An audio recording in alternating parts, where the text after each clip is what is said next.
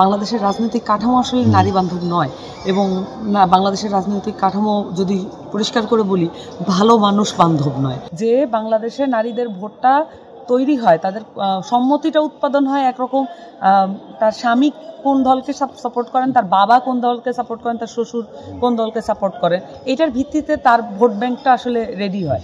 বাংলাদেশে নারীদের সামাজিকভাবে একটা নিরাপত্তার বলয় তৈরি করে রাখার জন্য তাদের এক ধরনের একটা কিন্তু চাপ আছে যে নারীদেরকে নিরাপদ রাখতে হবে, শিশুদেরকে নিরাপদ রাখতে হবে, বৃদ্ধদেরকে নিরাপদ রাখতে হবে। এটার একটা সামাজিক বোঝাপড়া কিন্তু আমাদের মধ্যে আছে। কিন্তু রাষ্ট্রীয়ভাবে যখন সবাই হুমকির মুখে পড়ে, মানে খুব স্বাভাবিকভাবেই নারীরাও এই হুমকির মুখে পড়ছে, শিশুরাও পড়ছে, বৃদ্ধরাও পড়ছে।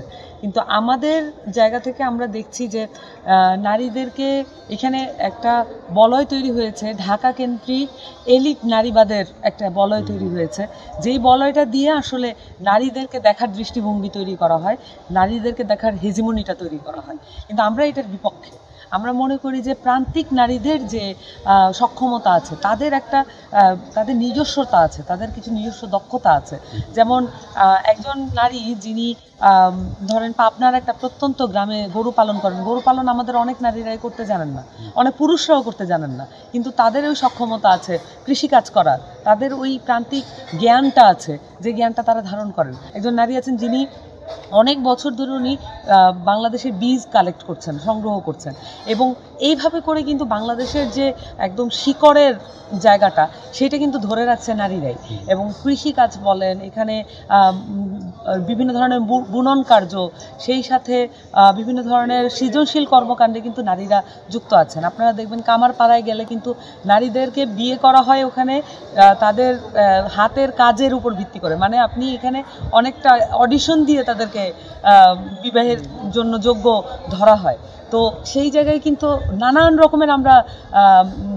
রকমের বৈশিষ্ট্য দেখতে পাবো, নানান সমাজে, নানান জেলায় নানান রকমের বৈশিষ্ট্য দেখতে পাবো। এই বৈশিষ্ট্যময় বিচিত্র ধরনের বৈশিষ্ট্যময় নারীদেরকে আমরা চাচ্ছি যে কোনো না কোনোভাবে আমাদের সমাজে এবং রাষ্ট্রে মেইন স্ট্রিমে নিয়ে আসতে হবে। মেইন স্ট্রিম কখনোই মানে একটা ঢাকার শহুরে এলিট, মধ্যবিত্ত বা উচ্চবিত্ত এই নারীদেরকে নিয়ে আসলে এই নারীরা রিপ্রেজেন্ট করে না। এরাই শুধুমাত্র এই নারী না যারা আসলে নারীদের কথা বলতে পারে। নারীদের কথা বলতে পারে একদম প্রান্তিক সকল এলাকার যারা বিভিন্ন কাজে দক্ষ, যারা বাংলাদেশের শিকড়টা মূল সন্ধান করতে পারবে, সেই নারীরা আসলে বাংলাদেশের প্রধান যে চরিত্র বা মূল চরিত্রটা তুলে আনতে পারবে।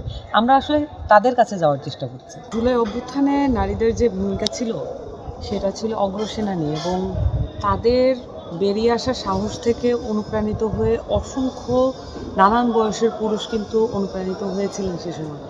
এবং নারীদের এগিয়ে আসার যে দৃশ্য, এই দৃশ্য কিন্তু সবার জন্য রোমাঞ্চকর ছিল, এবং সবার জন্যই ছিল আগে কখনো দেখা যায়নি এমন একটি দৃশ্য। তো সেটা তো সবসময় আমাদের মনে থাকে, এবং আমরা আমাদের পার্টির যারা নারীর নেতৃত্বরা আছেন সকলেই আমরা সবসময় এটা উল্লেখ করে থাকি। এমনকি আমাদের যারা পুরুষ নেতৃত্ব আছেন তারাও সবসময় এটা স্বীকার করেন যে এই অভ্যুত্থানে নারীদের একটি অভূতপূর্ব নিদর্শন দেখা গেছে তাদের নেতৃত্বে। কিন্তু অভ্যুত্থানের পরবর্তী সময়ে আমরা যখন একটা সাংগঠনিক জায়গায় যখন অভ্যুত্থানকে নিয়ে যাওয়ার প্রয়োজন পড়লো, তখন আমরা দেখলাম যে বাংলাদেশের রাজনৈতিক কাঠামো আসলে নারীদের জন্য বান্ধব নয়, এবং এই কাঠামোটার কারণেই অনেক সময় নারীরা পিছিয়ে পড়ে, এবং নারীদেরকে সামনে নিয়ে আসার প্রচেষ্টাটা ব্যর্থতায় পর্যবসিত হয়। এবং সেক্ষেত্রে আমরা আমাদের পদযাত্রার মধ্যে যেহেতু আমরা একদম শুরুর দিকে বেশ কয়েকজন নারী নেতৃত্ব আছে, আমরা খুব বিশেষভাবে স্মরণ রাখার চেষ্টা করি যাতে নারী নেতৃত্বরা উঠে আসে, এবং বিশেষ করে লোকালি এবং এলাকায় যেই নারী নেতৃত্বরা যারা মুভমেন্টে লিড দিয়েছেন তারা যেন তাদের প্রাপ্য জায়গাটা পান, তাদের যেন স্মরণ করা হয় যখন একসাথে দাঁড়ানো হয়, যখন এক টেবিলে বসা হয়, যখন একসাথে খাওয়া হয়, তখন যাতে অবশ্যই তাদের কথাটা মনে রাখি। আমরা সেই চেষ্টাটা সচেতনভাবে করি, এবং বিশেষভাবে করতে হয়।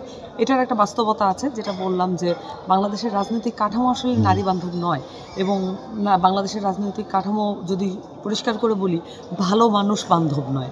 তো সেই কারণে দেখা যায় যে যারা সৎভাবে রাজনীতি করার চেষ্টা করেন তাদের জন্য অনেক ক্ষেত্রে এই রাজনৈতিক কাঠামোটা আসলে বিপদসংকুল।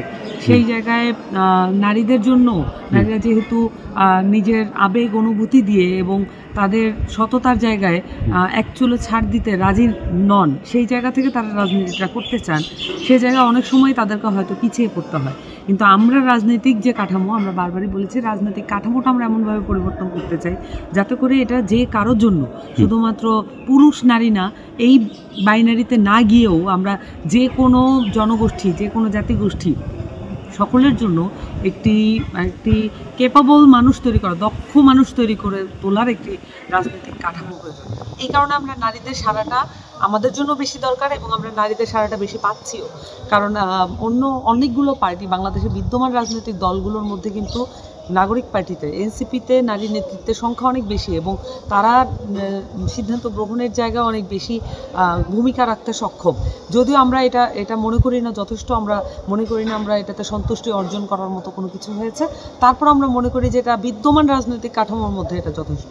এখন পর্যন্ত যদি ওভারঅল বলি, আমার কাছে ডাটা নেই, কিন্তু তারপরে আমার কাছে একটা ওভারঅল দৃশ্য আছে যে বাংলাদেশে নারীদের ভোটটা তৈরি হয়, তাদের সম্মতিটা উৎপাদন হয় একরকম, তার স্বামী কোন দলকে সাপোর্ট করেন, তার বাবা কোন দলকে সাপোর্ট করেন, তার শ্বশুর কোন দলকে সাপোর্ট করেন, এটার ভিত্তিতে তার ভোট ব্যাংকটা আসলে রেডি হয়।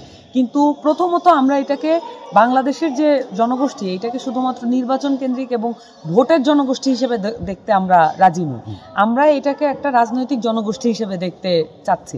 তো সেই জায়গা থেকে অবশ্যই তাদের রাজনৈতিক মতাদর্শের উত্তরণ, এটা আমাদের জন্য প্রয়োজন। আমরা যেটা ভাবছি যে গণঅভ্যুত্থানের মধ্য দিয়ে একটা পর্যায়ে আমরা পার করেছি, কিন্তু আমাদের আরও নানান কাজ করার বাকি আছে। আমি যেগুলো বললাম, নারীদের বিভিন্ন ধরনের তাদের বৈশিষ্ট্য আছে, বৈচিত্র্য আছে, এই বৈচিত্র্যগুলোকে মেইন স্ট্রিমে নিয়ে আসতে হবে, তাদেরকে প্রধান ধারা হিসেবে প্রতিষ্ঠা করতে হবে।